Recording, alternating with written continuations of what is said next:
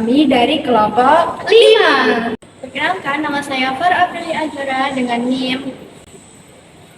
Dan saya Jadi Permatasari dengan nomor NIM. Baik, saat ini kita berada di Museum Islam Indonesia Kiai Haji Hashim Asy'ari. Baik, pada video kali ini kami akan mengajak kalian mengelilingi museum ini untuk melihat apa saja sih yang ada di museum ini. Yuk ikuti kita. Di bagian depan museum, kita langsung disambut dengan pemandangan yang menarik, yaitu patung kuda milik Pangeran Diponegoro. Kuda ini melambangkan semangat perjuangan dan keberanian dalam melawan penjajah.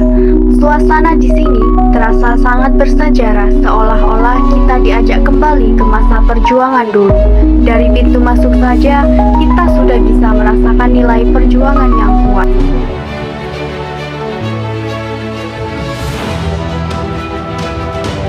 Di ruangan audiovisual ini, kita bisa melihat bagaimana awal mula Islam masuk ke Indonesia.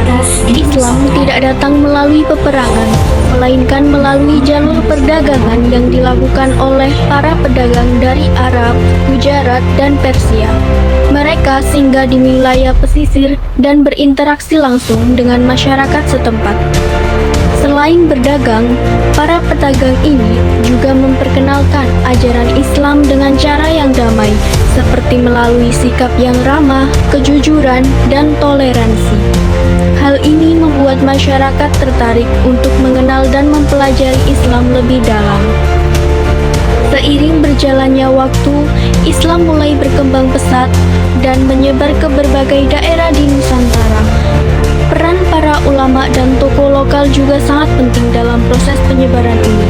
Hingga akhirnya, Islam menjadi salah satu agama terbesar di Indonesia hingga saat ini.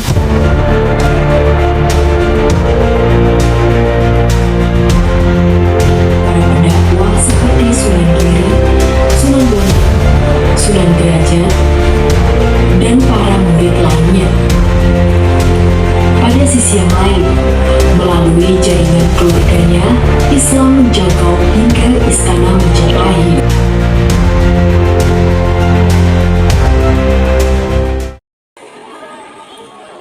Di lantai 1 museum ini, kita bisa melihat berbagai koleksi menarik yang syarat akan nilai budaya dan sejarah.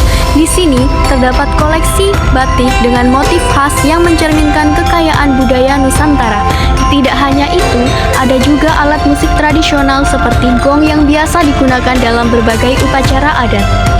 Salah satu yang paling mencuri perhatian adalah beduk besar yang terbuat dari kulit sapi yang menjadi simbol penting dalam tradisi Islam di Indonesia, khususnya sebagai penanda waktu sholat. Di area ini juga terdapat spot foto favorit pengunjung dengan tulisan Museum Islam Indonesia Kiai Haji Hashim Asy'ari yang ikonik.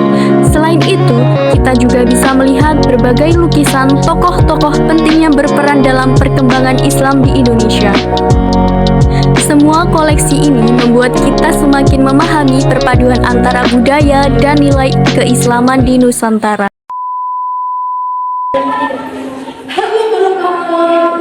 Nah, sekarang kita berada di lantai 1. Di lantai 1 ini, kita bisa melihat biodata dan informasi Kiai Haji Hashim Asy'ari. Beliau adalah seorang ulama besar dan pendiri Nahdlatul Ulama. Nah, dari Kiai Haji Hashim Asy'ari kita bisa belajar bahwa kita harus rajin belajar, menghormati sesama dan juga menghormati guru. Yuk teman-teman ikuti kita.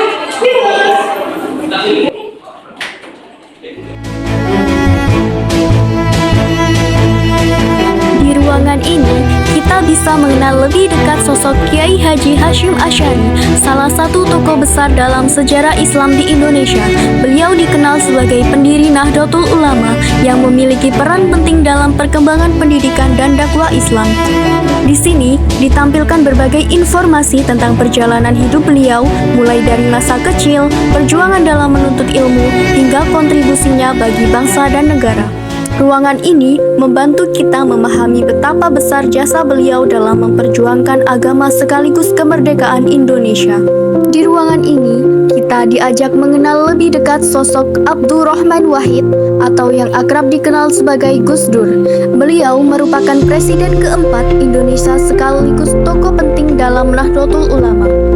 Gus Dur dikenal sebagai pribadi yang menjunjung tinggi nilai toleransi, keberagaman, dan kemanusiaan.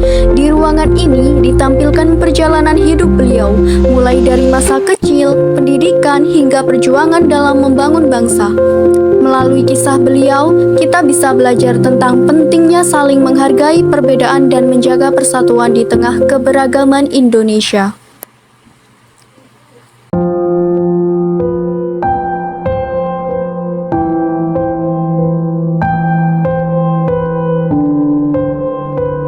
Sekarang kita menuju ke lantai 2 museum.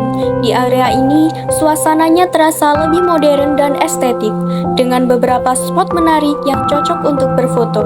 Desainnya dibuat nyaman dan instagramable, jadi banyak pengunjung yang memanfaatkan momen di sini untuk mengabadikan pengalaman mereka.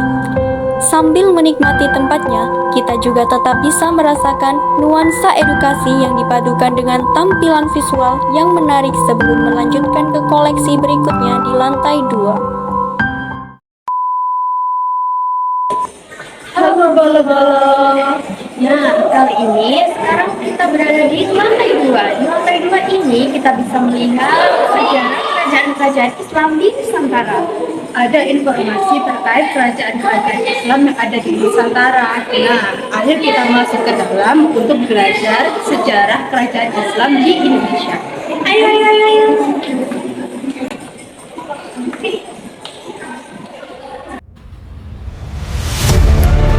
Sekarang kita sudah berada di lantai 2 museum. Di ruangan ini terdapat berbagai koleksi yang menggambarkan perjuangan sejarah Islam di Indonesia dari berbagai sisi. Di bagian ini, kita bisa melihat koleksi alat peluncur bom yang menjadi salah satu bukti perjuangan pada masa penjajahan. Benda ini menunjukkan bahwa perjuangan para pahlawan tidak hanya melalui dakwah, tetapi juga melalui perlawanan fisik demi mempertahankan kemerdekaan.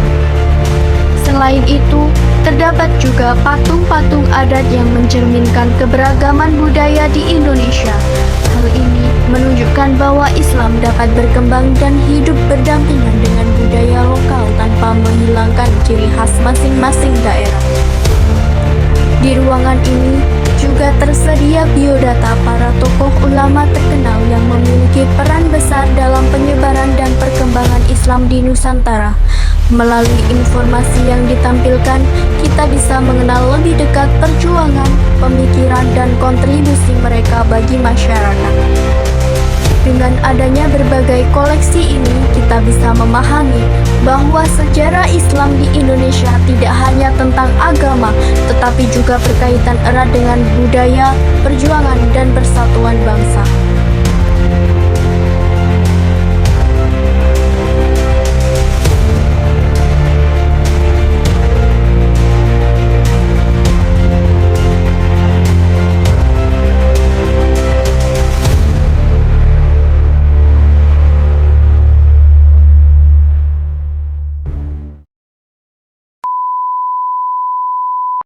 Track pop, tail, plate, free, on the bumpy tilt, me, my,